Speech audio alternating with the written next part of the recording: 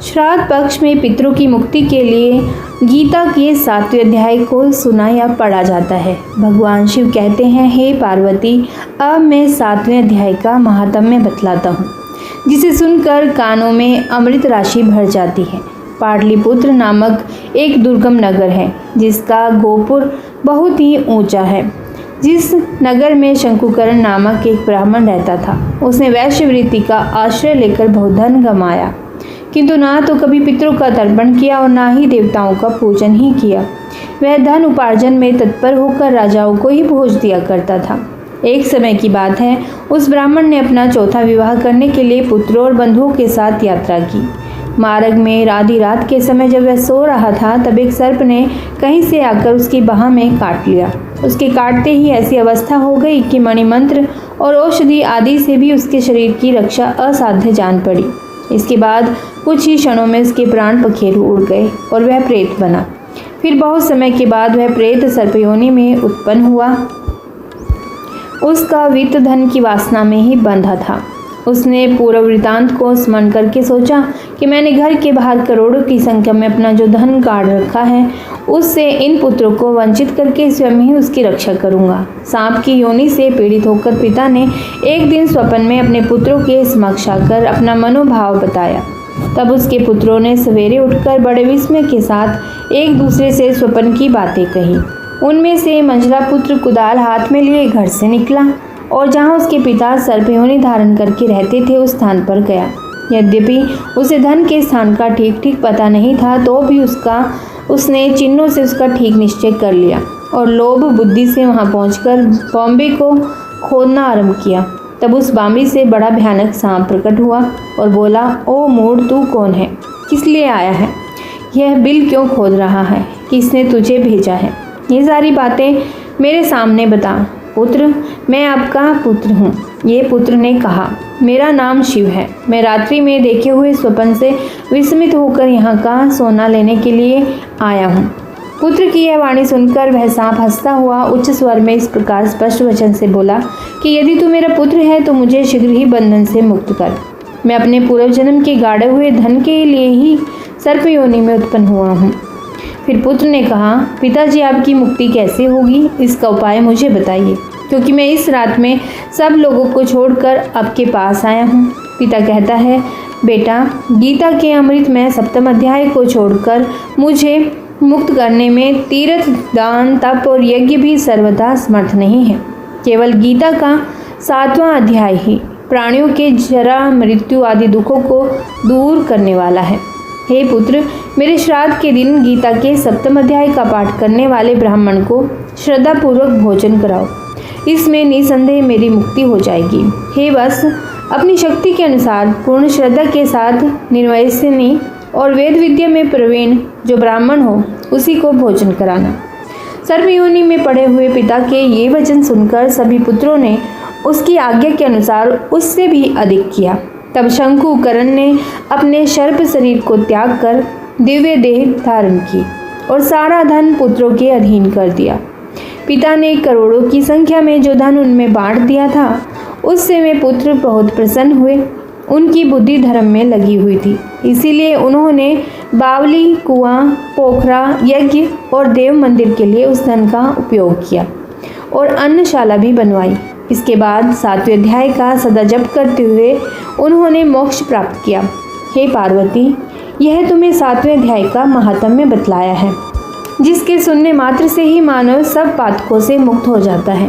पितर कभी भी अपनी संतानों को परेशान नहीं करना चाहते हैं। वे बहुत दयालु होते हैं, लेकिन संतानों की उपेक्षा से दुखी हो जाते हैं, क्योंकि संतान के द्वारा श्राद्ध कर्म और पिंडदान आदि करने पर उन्हें तृप्ति मिलती है और वे अपनी संतानों को धन धान्य और खुश रहने का आशीर्वाद भी देते हैं। पितर यह नहीं चाहते कि उनकी संतानें उनको तृप्त करने के लिए बहुत कुछ करें। वे श्रद्धा भाव से किए गए श्राद्ध को खुशी के साथ स्वीकारते हैं। कहा भी गया है कि श्रद्धा के बिना श्राद्ध अधूरा होता है। श्राद्ध पक्ष में गीता के 7वें अध्याय का पाठ किया जाता है। इस अध्याय का नाम है ज्ञान विज्ञान योग।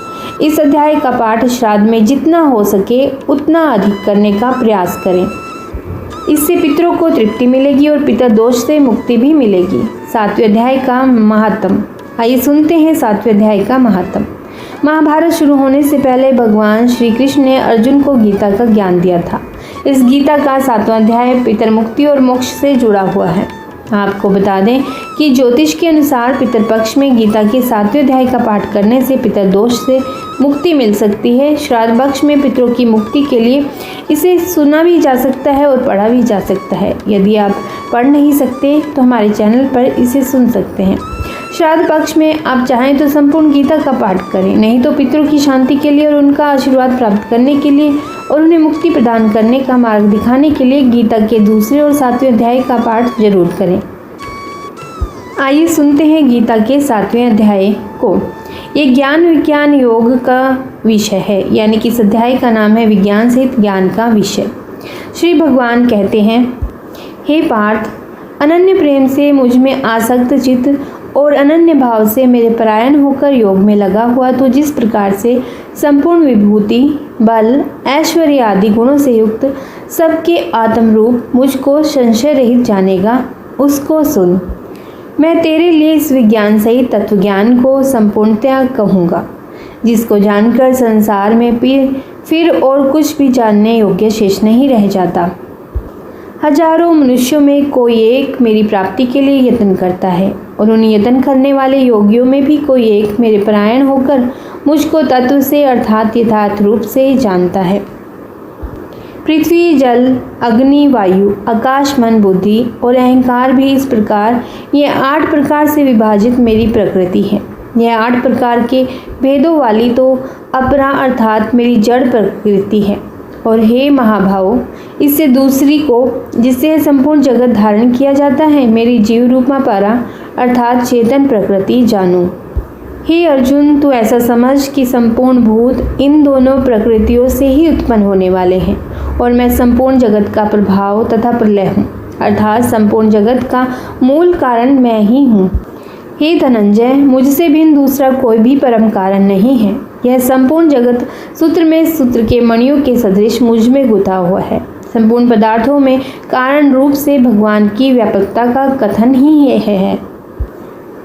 हे अर्जुन, मैं जल में रस हूँ, चंद्रमा और सूर्य में प्रकाश हूँ, संपूर्ण वेदों में ओंकार हूँ, आकाश में शब्द और पुरुषों में मैं ही पुरुषत्व हूँ।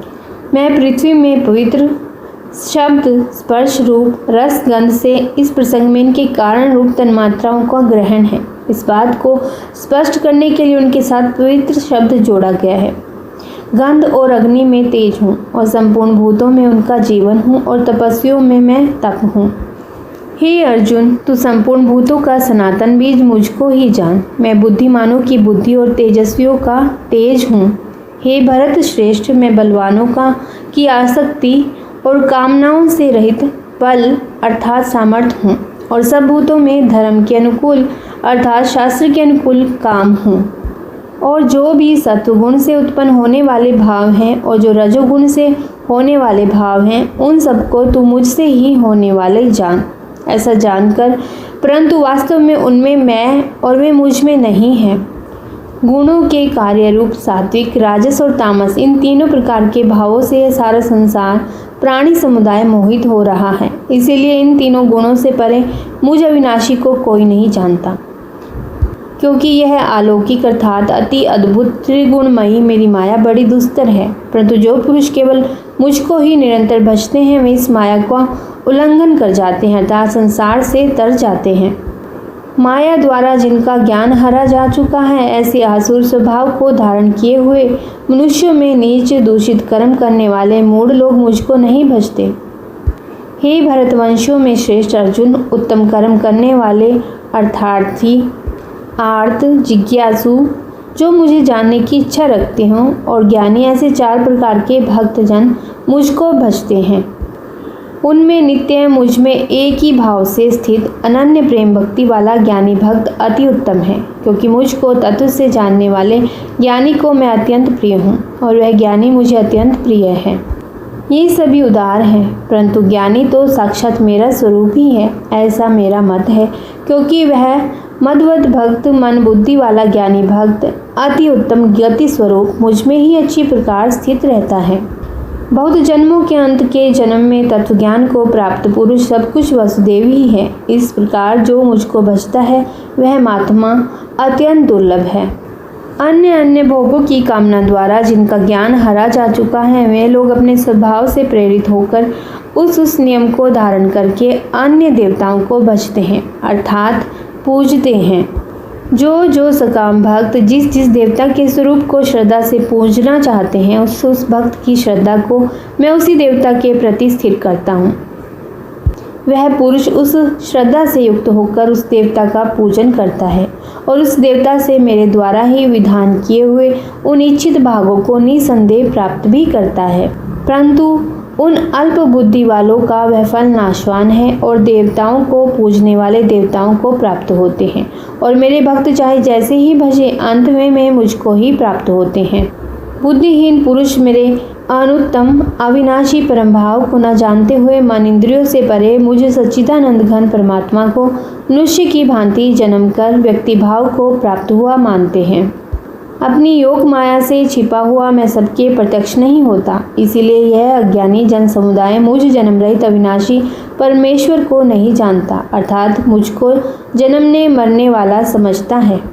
हे अर्जुन, पूर्व में व्यतीत हुए और वर्तमान में स्थित तथा आगे होने वाले सब भूतों को मैं जानता हूँ, परंतु मुझको कोई भी श्रद्धा भक्ति रहित पुरुष नहीं जानता।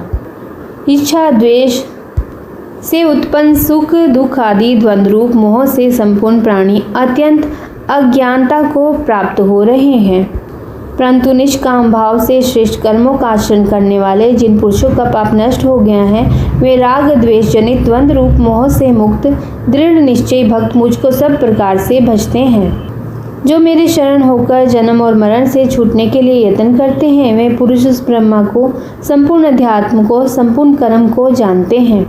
जो पुरुष अधिभूत और अधिदेव सहित तथा अधियज्ञ सहित मुझे अंत काल में भी जानते हैं, वे युक्त चित्त वाले पुरुष मुझे जानते हैं, अर्थात प्राप्त हो जाते हैं। अथ श्री कृष्ण अर्जुन संवादे ज्ञान विज्ञान योगो नाम 7वां अध्याय। तो बोलिए जय श्री कृष्ण।